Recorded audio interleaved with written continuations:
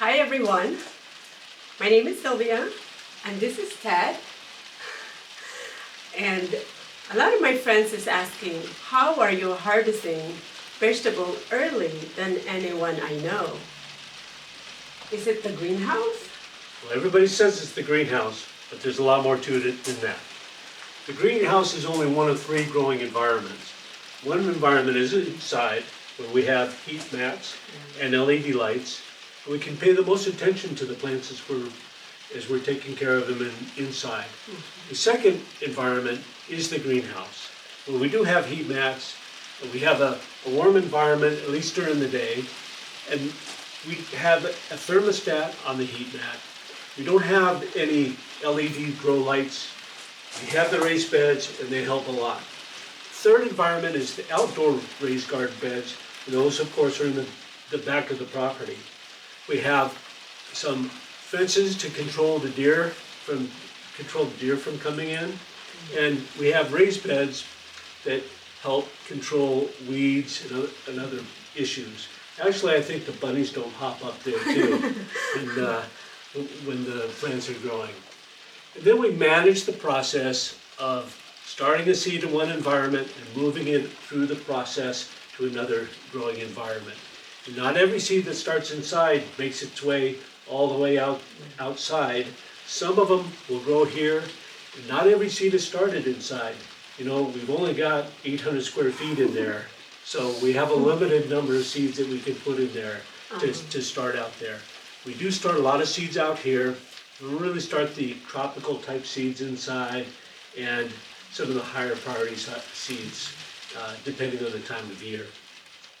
So we're looking forward to this spring, getting everything going and managing that whole process. Can you explain that? I can explain the process of how we manage each growing environment and the conditions in each environment. Now we'll do that in a voiceover. Okay. This is how sequencing works. We have an indoor environment, a greenhouse, and outdoor raised beds. Each environment has certain conditions and limitations, and we'll sequence a plant from germination through growth using those conditions to our advantage. The first environment that I want to talk about is the indoor environment. We start all of our tropical and warm climate seeds indoors. Inside our home, we have a small shelf with seed trays on heat mats. We plug them in when we think we need them. We have LED grow lights on a timer, 12 hours on, 12 hours off. We turn the lights on as soon as we see the seeds begin to grow. It's simple, but it's effective. We have two small shelves. The second shelf has everything except the heater. Seeds have a temperature range for germination. When I say temperature, I'm talking about soil temperature. Seeds also have an optimum temperature for germination. Now for tomatoes, the temperature range is 50 degrees to 95 degrees, with the optimum being between 70 to 80 degrees. Snow peas, on the other hand, can germinate as low as 40 degrees to 85 degrees. But the optimum temperature for snow peas is actually 70 degrees. That's almost that of a tomato. And we're talking about soil temperature. Everybody in the Pacific Northwest knows that soil temperatures 70 degrees in spring are unheard of. It's not going to happen. That's why that indoor environment is so important. When seedlings are established, the entire tray can be moved to the greenhouse. Sometimes we transplant seedlings to small containers to give them more time inside or to give individual plants an accelerated growth period. The next growing environment is the greenhouse. That's where we generate and germinate most of our seeds. It's where seedlings from inside eventually end up. It's also where we grow warm climate or tropical plants. We grow those in the raised garden beds in the greenhouse. We have two large 20 by 40 inch heat mats on a single thermostat. That helps with germination in the greenhouse. We have shelves for seedlings and transplants. This video was taken in March of 2025. Snow pea plants were transplanted from seed trays to small pots. Now they're ready for transplant. Sylvia's going to show how that works and how those snow pea plants are going to be transplanted outside, and actually how we're managing the greenhouse.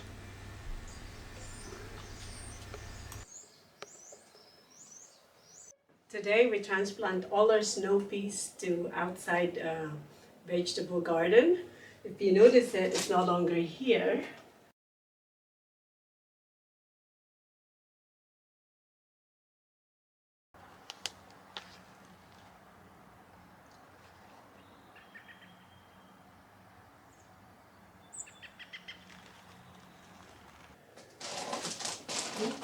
And all our winter crop is gonna just start going into seeds.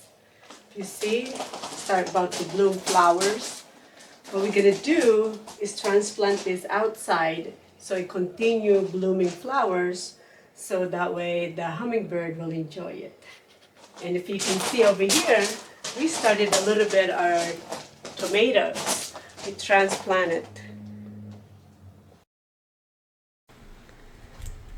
Our greenhouse doesn't look much right now. You can see our tomato is still small.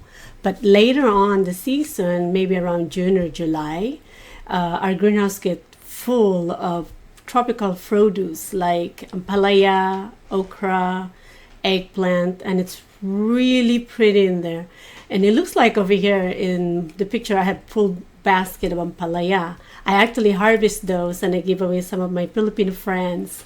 And I share my harvest to my friends to get to enjoy it as well. So it's really fun. I really enjoy growing all those tropical vegetables. Sylvia showed us how snow peas that were germinated inside were transplanted and grown in the greenhouse and then transplanted again outside in the garden. That brings up the third growing environment, outside raised garden beds. That's where, in early spring, we'll plant cool weather crops like garlic, snow peas, kale, and other plants. Later, we'll plant non-tropical plants like squash, some tomatoes, and other plants that will need that warmer weather in the summer. What kind of plants are those? These are blue button. We started them in this little tray. Now we're going to transplant them out here in the flower bed. Cool. That's a lot of work. Why go through all that transplanting? When you can just directly sow it in the ground. There are three reasons why we sequence the plant using three environments. First, warmer conditions mean faster germination, faster growth early in the seed period, and better resistance to disease. The second reason is predators. For some reason, squirrels love to dig up every seed that we plant. We'll find it dead on top of the ground or growing in some area that we never planted. The third reason is to keep the plant in a safe environment away from storms or hail until it has a better chance of survival. Do the transplanting cause a lot of stress? No, actually I find it very relaxing. To you or to the plant? For me it's very relaxing. And to the plant? Well, it's less traumatic than getting dug up by a squirrel. That's true. Use all your growing environments to their best advantage and have fun gardening. If you like our video, please like and subscribe.